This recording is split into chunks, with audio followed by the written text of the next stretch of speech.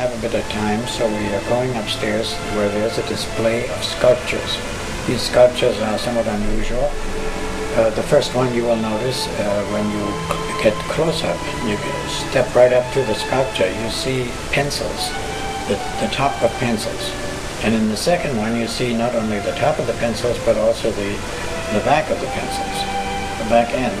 And in the third one you see Dr. Spock from Star Wars as a painting. It looks like a painting, but when you go up close you find out that it is an assembly of spools of twine. Really unusual.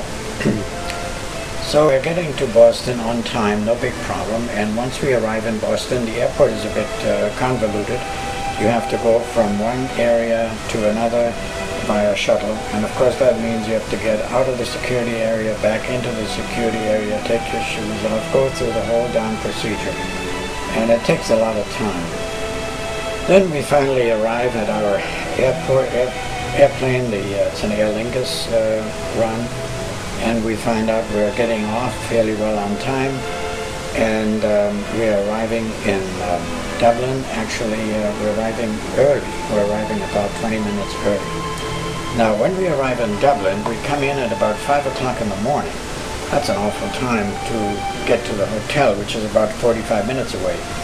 But our travel agent very nicely has arranged that we would be picked up by the hotel, which happened to be the case. Actually, there was a man standing there with a sign with our name on it, and when we got to him, he took us to the hotel, and at the hotel he had instructions as well from the agent to make sure that we could occupy a room at that very early in the morning, very early time. So that was beautiful. So we did actually go out and have a bite to eat at the hotel, and then we went out a little snooze, and then went out on the town. Went to St. Stephen's Park. It's a very beautiful little park in the middle of Dublin, where there's a monument with a plaque on it, and the plaque is thanking the German government for doing something for them.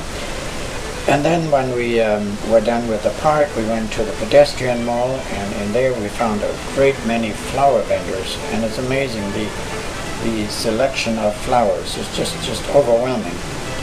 And on the way back to the hotel, we stumbled across Molly Malone and her little monument. Now, you know the story about Molly Malone, you probably do, or maybe you don't, but she was a fishmonger, and she was selling fish, and sometimes she was selling herself as well.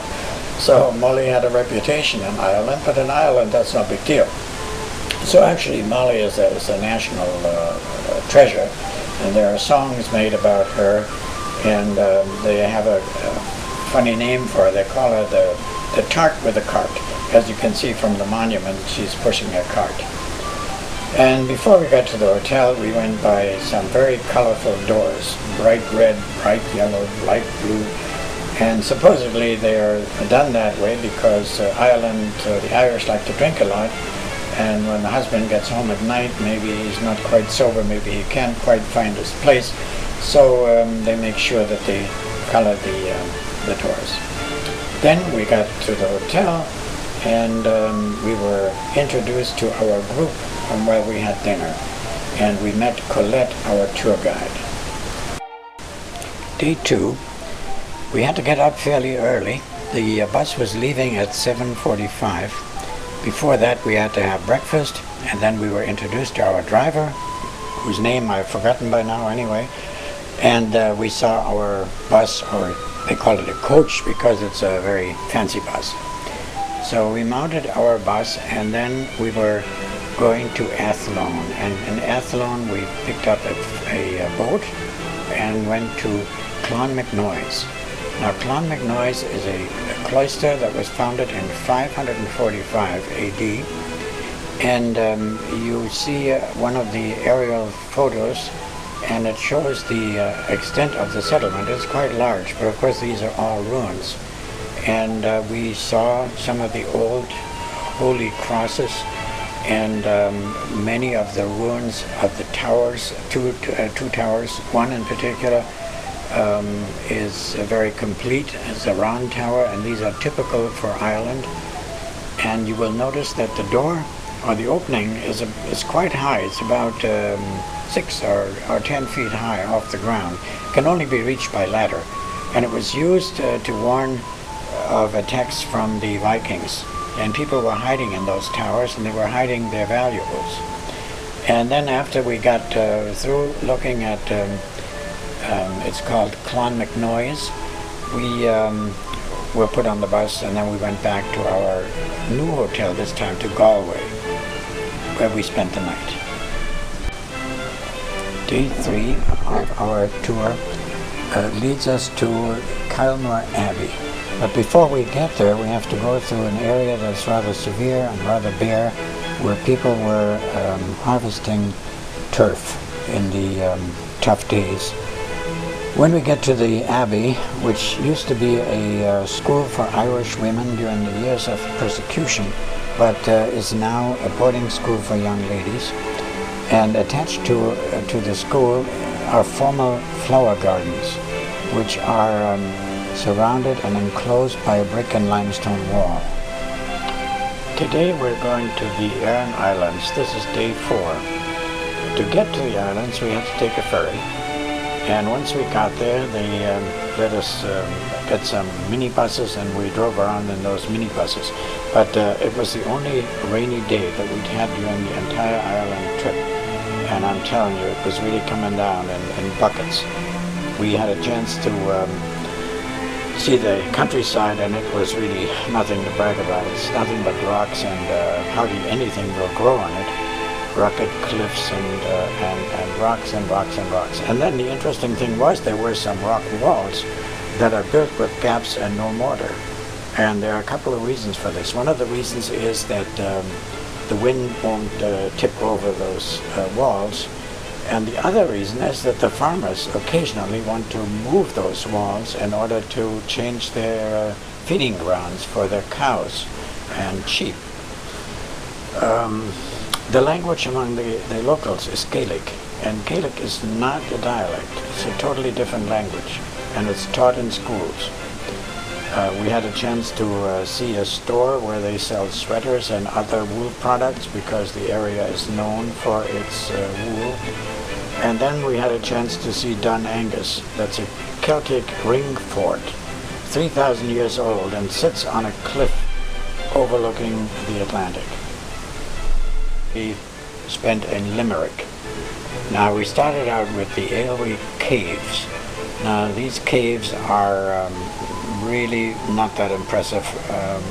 I think it's a bit of a rip-off for the tourists. And interesting enough about the caves is the fact that they were discovered by a farmer who followed his dog chasing a rabbit in 1944. And it's all made up for the tourists, and you know, the usual situation. We have better caves than Howe Caves and Cobleskill here in upstate New York. But be it as it may, the next stop was at the Cliffs of Moher. Now that's another situation. They have been expanded on the Cliffs of Moher situation by having a tourist information bureau and all sorts of movies and so on underground. Very nicely done. But the cliffs themselves are very, very impressive. They are very high, and to the left of it you see cliffs, and to the right of the overlook you see cliffs, and it's a huge overlook, and it's in the center of it is the O'Brien Tower. It was built in 1835, isn't that old? But the man had a vision, and the vision was tourism, it seems. So he really planned all this back in those days. And then from there, and this by the way is a very, very famous tourist location, from there we went to the Bunratty Castle. Bunratty Castle is a restored 15th century castle, and it offered us music in the way that music was played back in the Victorian days. Food, we received food, were served by wenches in costumes of the day. Music was played by minstrels, also in the costumes of the day, and there was a little performance put on for us. It was really very, very nice. And but the fact is, we had to eat the food with our hands. We were not supposed to use any implements. So it became a very long day, because the meal only started at 9 o'clock in the evening, because they had another tour to serve before that. But be it as it may, it was a lot of fun. Day 6. We are visiting the little village of Adair on our way to the Dingle Peninsula. It's a very picturesque little village, steeped in history, beautiful houses and gardens. The entire area has supported tribes and populations for almost 6,000 years. There's an enormous amount of architectural and archaeological monuments, early Christian monastic sites and that sort of thing. Cross slabs, holy wells, shrines, burials, sundials, you name it. All of them were deserted in the 12th century. We came through the little town of Dingle, and the population erected a monument to a dolphin who came back to the town for many years. And in a restaurant we found a display of mariner knots. And these roundabouts that you see are some of many. They're tiny, and yet even our big coach had no trouble maneuvering through them. And again, you can see sheep grazing all the time, everywhere. They're marked with different colors by their owners because they're using common grazing fields. Now, the beehive huts that you see here intrigued me the most. I'm probably most fascinated by them on the entire trip. When you imagine that monks lived in these little things during the 6th century. Boy, that must have been something. We could see the ocean every once in a while and the high cliffs. Now we are coming to the Gallerus Oratory, and that was a place of worship for the early Christians between the 6th and the 9th centuries. It has remained waterproof to this day, and it was made of local stones using no mortar. And here I took a picture of the ceiling so you can see there's absolutely not a spot of sunlight that you can see. Next we came to the Kilmalketer Church. My God, these names are something else. And the cemetery, and they're from the 7th century. The stone that you see here, where Yuta and I put our paws into it, is supposed to bring many years of happiness when you have your fingers touch. We are driving along the Ring of Kerry. Today is day 7. And it is another peninsula, Ring of Kerry. The scenic view of Killarney National Park is incredible. Just look at this picture. It's called the Ladies' View. It has something to do with Queen Victoria and her ladies, and since then it's kept this name. The roads are so narrow that the tour buses must go one way on the entire peninsula, and the way they solve this problem is that tour buses can only take a left and stay on the left side of any road, so there's no way that they can meet another tour bus. And that's a rather simple solution to a serious problem. When we were on our way to the Muckross house, we came across some donkeys with dogs on their backs and guys peddling stuff. Another thing they peddled was a sign, kind of a cute sign. I want you to read this, about a mouse. Then the next thing we found out were the sheepdog trainer, who won many awards and gave us a demonstration of how he kept those dogs in line. And it's amazing. He had 4 different dogs. Each dog listened to a different whistle. And each whistle had a different meaning, but only for that particular dog. Really incredible how he did this.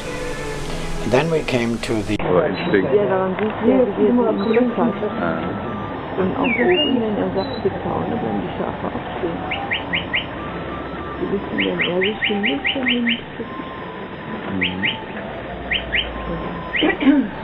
Get down. Oh, that's the guy. Ja.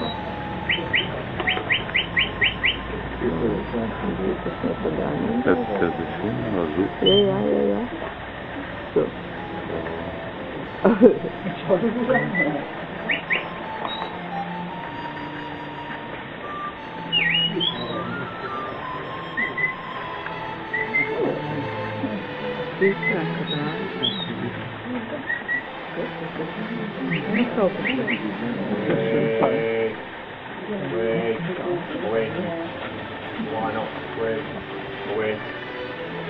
Wait.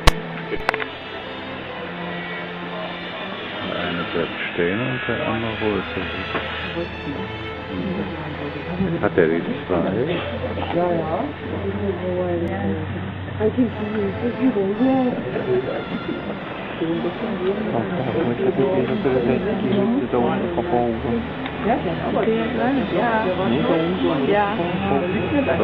Bleibt da die zwei auch wieder weg?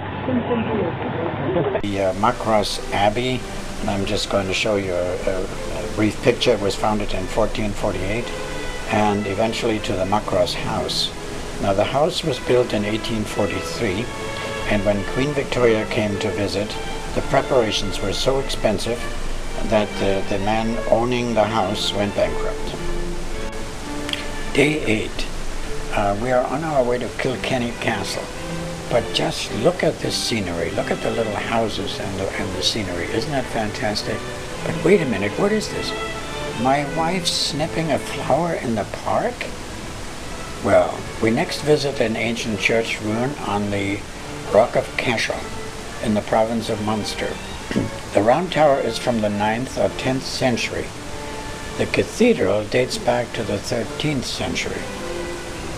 And next to the cathedral is an ancient graveyard with the typical Celtic high crosses. And part of the cathedral is Cormac's Chapel from the year 1134. Inside we saw Romanesque wall paintings, and finally we get to spend some time in Kilkenny Castle and the great park. And we end up in the town of Kilkenny and check out the design center where we find a cute necklace for Jutta. Today it's day 9 and we're visiting the Glendalough Valley, which is full of abbeys again and ruins, as we are used to by now. It's a very big complex, but we only saw a small part of it. Cloister ruins are from the 6th century, and Glendalough buildings are from the 10th and 12th centuries. There's a gateway to the monastic city. It originally had 2 granite arches. The round tower used to be a bell tower and a sanctuary in times of war. And you notice the high entrance openings again. The cathedral goes back to the 13th century. And then there's this cute little church. It's called St. Kieran's Church. And from here we're going to the Powers Court Villa and the gardens. And these gardens are quite elaborate. There are Japanese gardens too, and it's part of it. And there's a pet cemetery and a very nice greenhouse. And the area is really beautiful, and we had a chance to have a bite to eat. Before going on, I have to do a couple of things. I have to show you a couple of friends we made on the trip, Dieter and Lisa, and then flowers that Jutta preferred and has seen and has admired, and then our tour director, Colette. Day 10. This is our last day in Ireland. We are going to Newgrange. It is a passage tomb built from 5500 to 3200 BC, which makes it 500 years older than the pyramids and 1,000 years older than Stonehenge. It's a huge concentric mound of clay. We walked inside of it, and it is built in such a way that at dawn, on the shortest day of the year, the winter solstice, a narrow beam of sunlight for a very short time illuminates the floor of the chamber at the end of a long passageway. It was demonstrated for us by using a flashlight beam. After this, we went to Monasterbois from it's a settlement from the 5th century. The site houses 2 churches, which were built in the 14th century or later, and an earlier round tower.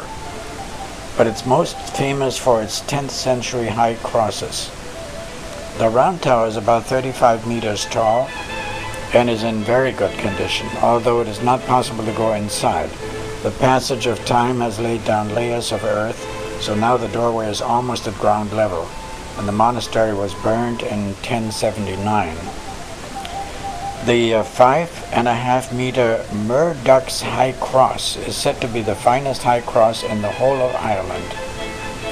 Then we went on to Dublin Trinity College, and in the library is displayed the Book of Kelm. it's really meaningless to us, but it's a very old book written by monks and by hand. It's beautiful. It's in a glass case. We then had a chance to go to St. Patrick's Cathedral, an imposing structure and all in one piece for a change.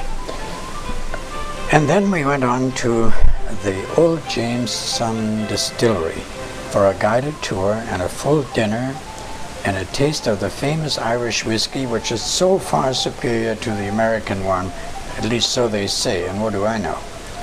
And then shindig night with dancing and Irish coffee. And here's a brief taste of the performance of the dancers.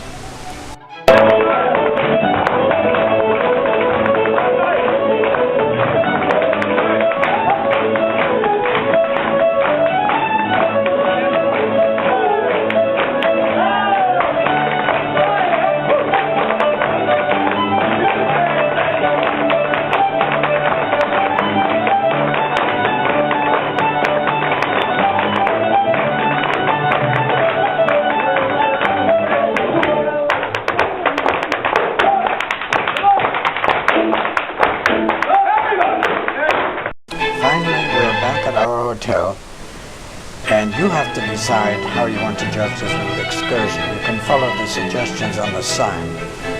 And the second part of our journey, Germany, will come shortly.